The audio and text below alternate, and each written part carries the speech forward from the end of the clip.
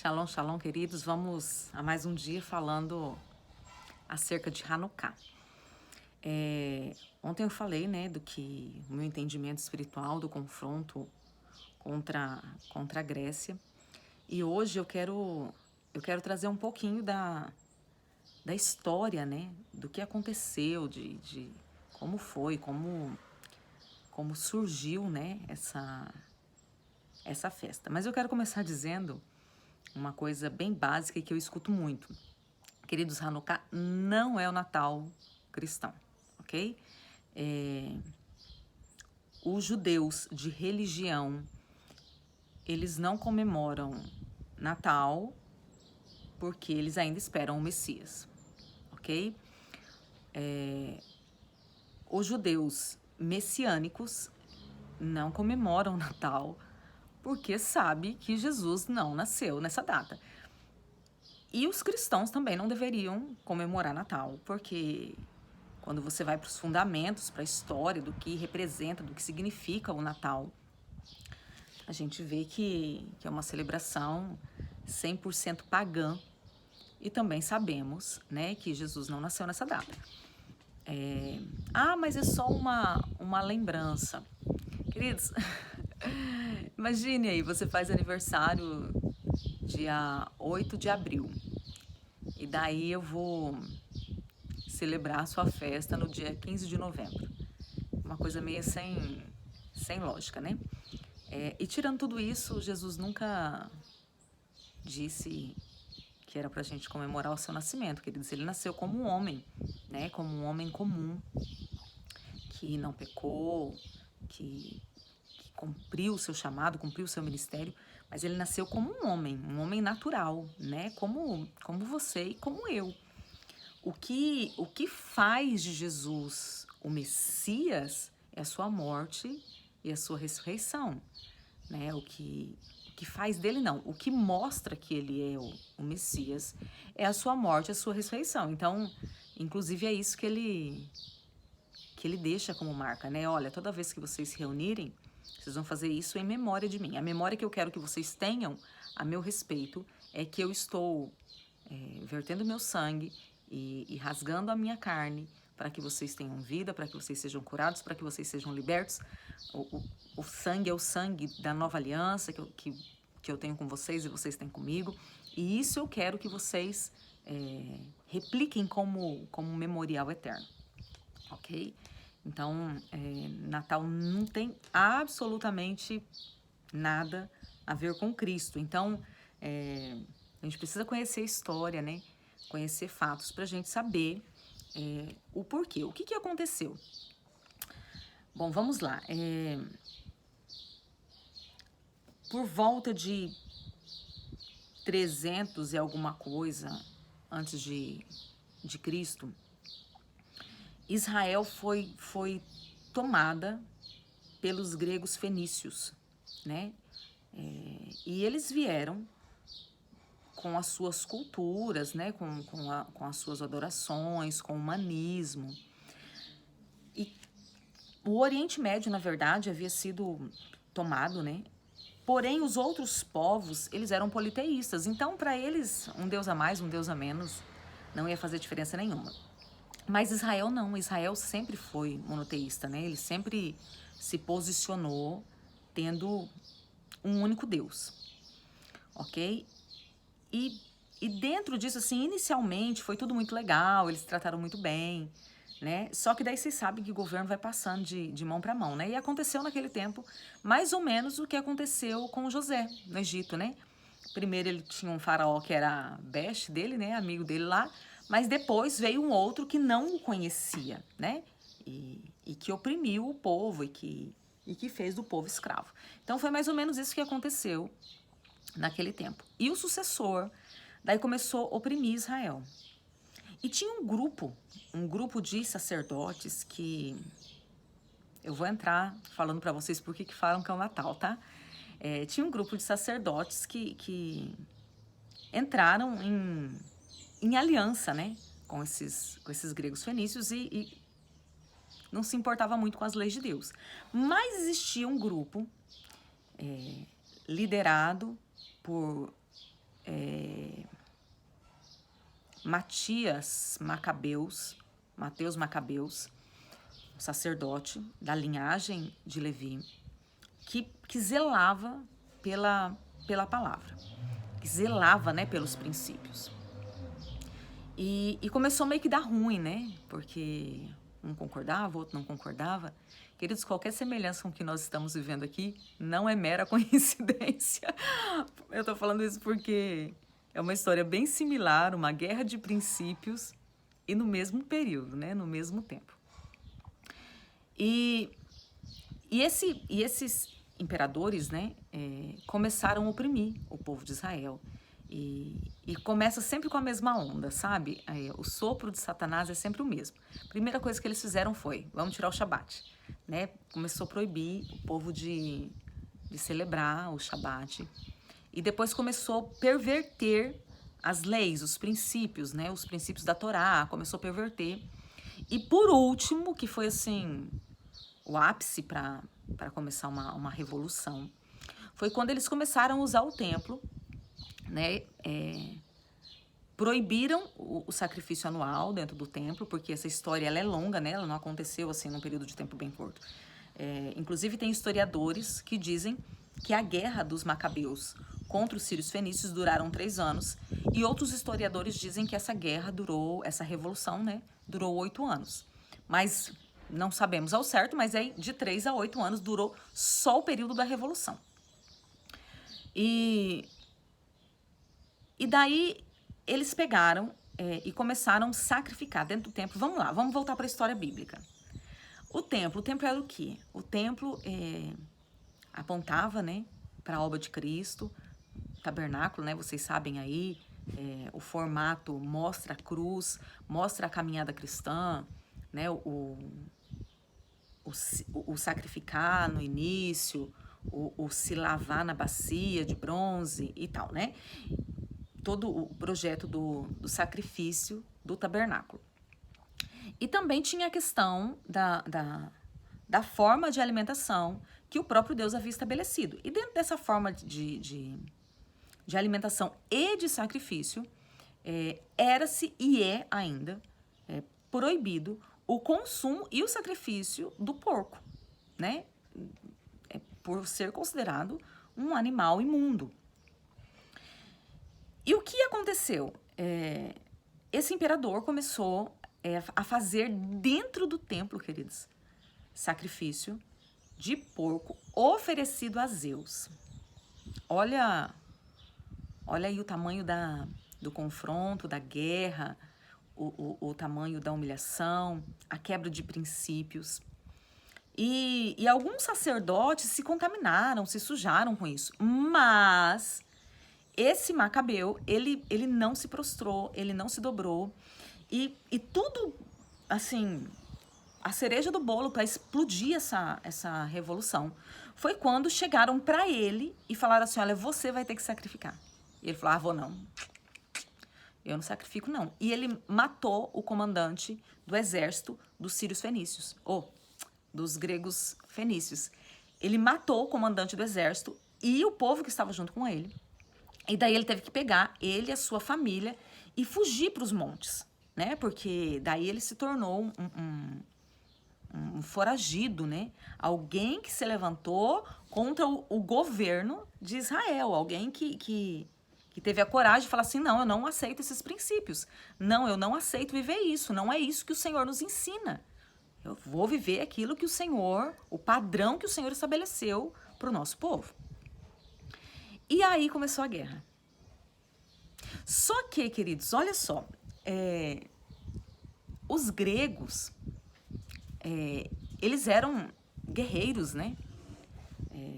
Homens que sabiam manusear armas e tal. Enquanto esse grupo de sacerdotes, eles não sabiam, eles não tinham armas. E eles começaram a montar estratégias e eles atacavam durante a noite com o que eles tinham na mão. Pau, panelas, o que eles tinham na mão ali, eles atacavam e iam matando. E isso essa coragem deles, essa garra, essa força, esse anseio de estabelecer novamente os princípios de Deus sobre a nação de Israel, fez com que começasse a se levantar outros judeus, outros hebreus, e fossem se agregando dentro dessa revolução, e fossem se posicionando. Queridos, eu acho isso espetacular, e isso só me motiva para o tempo que nós estamos vivendo, né? Um povo que se levanta para falar assim, não abro mão de viver os princípios de Deus. E eles conseguiram, né? Essa vitória foi um milagre, porque eles não eram pessoas preparadas, mas eles conseguiram tomar Israel de novo. Eles conseguiram matar quem tinha que matar, expulsar quem tinha que expulsar, e tomar novamente a nação, e tomar novamente o templo. Porém, o templo estava contaminado, né? E por isso que a palavra Hanukkah, ela significa dedicação ou reinauguração, né? A palavra Hanukkah significa isso. Só que daí aqui fica uma chave bem, bem preciosa, queridos. Então essa é a festa da dedicação, né? E daí os religiosos, né? Ou aqueles do contra sempre vão falar assim, mas tem que ser dedicação nesse tempo. Não, queridos, você pode se dedicar em todo o tempo, e você deve se dedicar, né? E você deve se consagrar em todo o tempo. Porém, eu acho tremendo as festas, porque elas são uma oportunidade de nós revermos, de nós revisarmos, né? Vamos lá, nesse período aí, quantas coisas, né, a gente falou, quantos sentimentos, quantos pensamentos, quantos sentimentos gregos, né, vieram sobre a nossa mente, caíram no nosso coração. Então, o Senhor, dentro dessa celebração, nos dá a oportunidade, porque eles foram reinaugurar o templo, né? Porém, tinha que santificar antes. Porque não existe, queridos, uma reconsagração sem antes um período de santificação. O templo havia sido contaminado. Essa cultura, ela vem sobre nós e nos contamina também, né? Então, eu quero me consagrar ao Senhor, Porém, para eu me consagrar ao Senhor, antes eu preciso me santificar. Preciso passar por um processo de santificação, de quebra de altares errados, de mudança de pensamento, de confissão de pecados, de arrependimento, né, por comportamento, por sentimentos, por pensamentos. E foi isso que aconteceu. Eles foram lá e foram limpar o templo, né? Foram santificar o templo que estava totalmente fora da casinha, né? Imagine o nível de sujeira, queridos. Um Deus pagão e um Deus que muitas pessoas ainda confundem hoje com Deus, porque Zeus é o senhor dos raios, né? É aquele ser de ira. E muitos cristãos acham que o nosso Deus é Zeus, né? Que a misericórdia do Senhor não nos alcança, que Ele tá doido para ver a gente pisando fora para Ele nos matar, né? Isso não é Deus, né? Com Deus tem os cálices, né? Que tem que ser cheios, por isso que a gente tem que esvaziar esses cálices, porque enquanto o cálice está sendo cheio, é a misericórdia de Deus, né?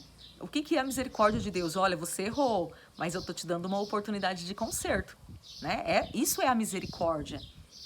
Mas se o cálice encher, daí vem a justiça, né? Porque teve toda a oportunidade, todo o tempo do enchimento para haver conserto e não houve conserto, né?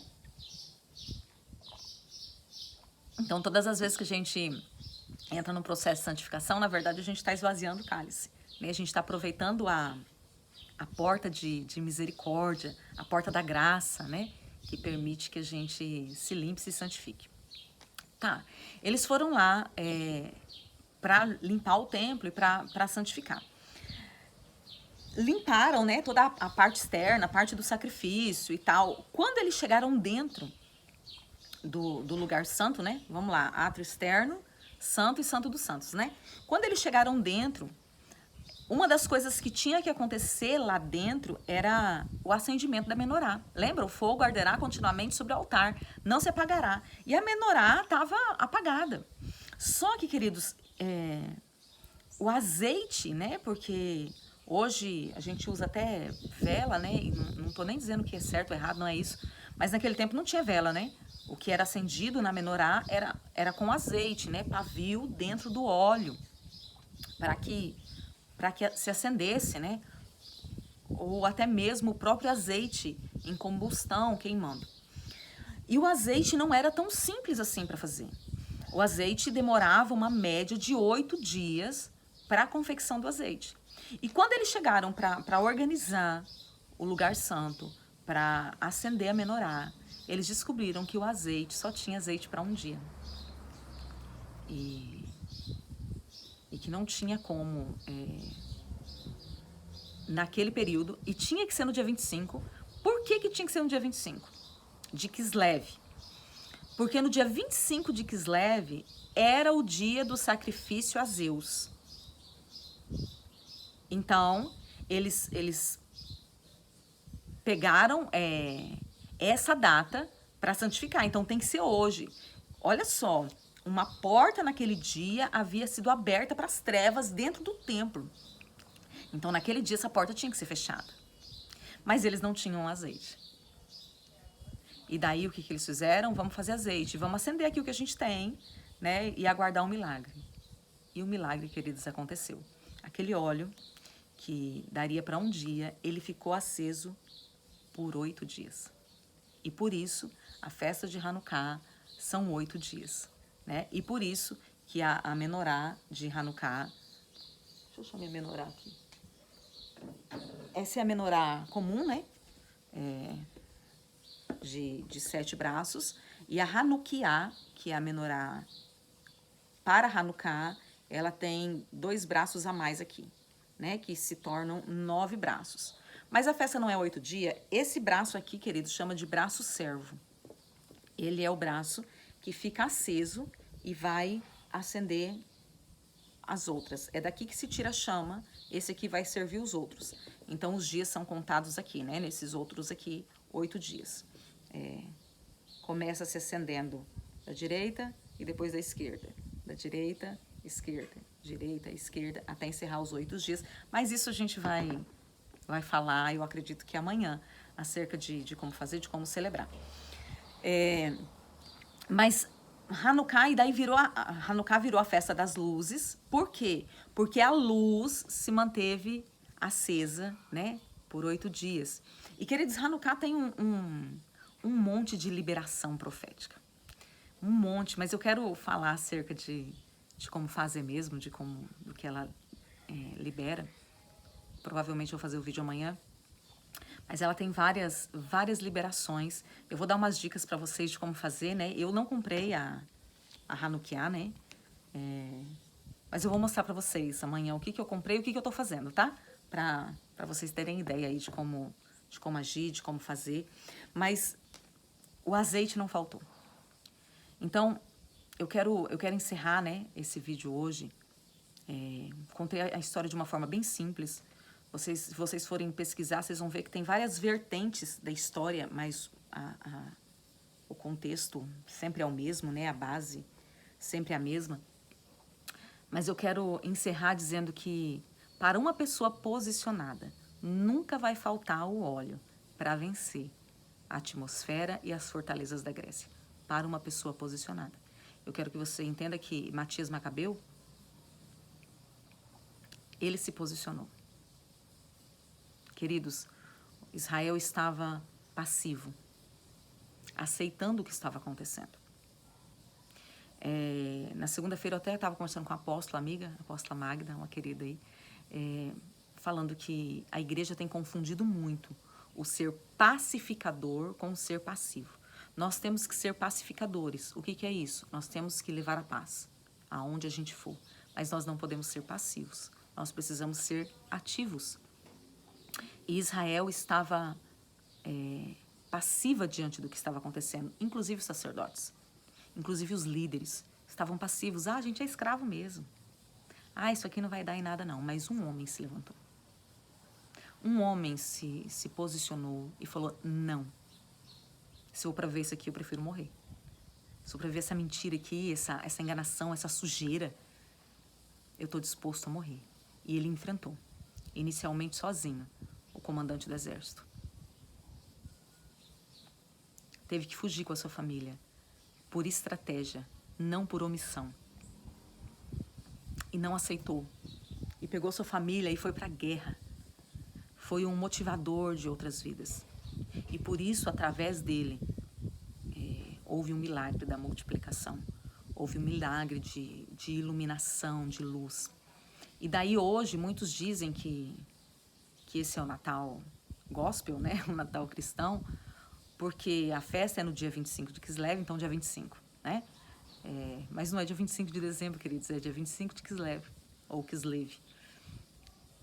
Dia 25, e como cai no nono mês hebraico é em dezembro.